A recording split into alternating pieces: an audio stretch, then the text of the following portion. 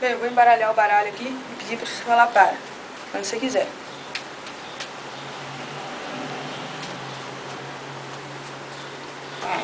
Esse aqui, vamos ver a carta onde você parou. Um 6 de paus. Assina esse 6 aqui pra mim.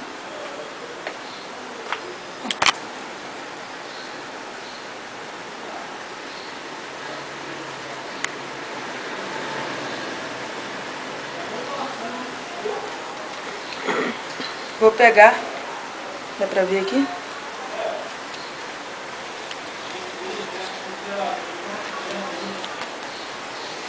Vou pegar essa carta, 6 de paus, com assinatura.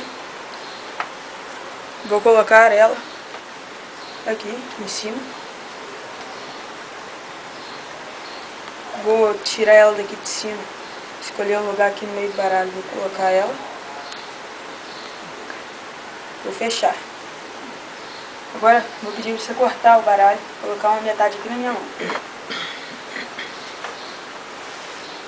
Segurei.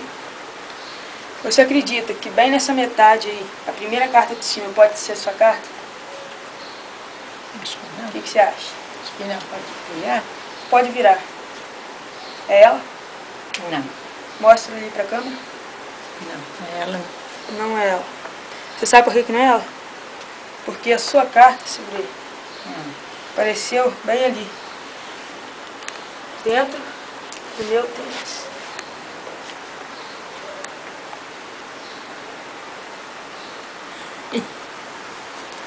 Não, bem muito.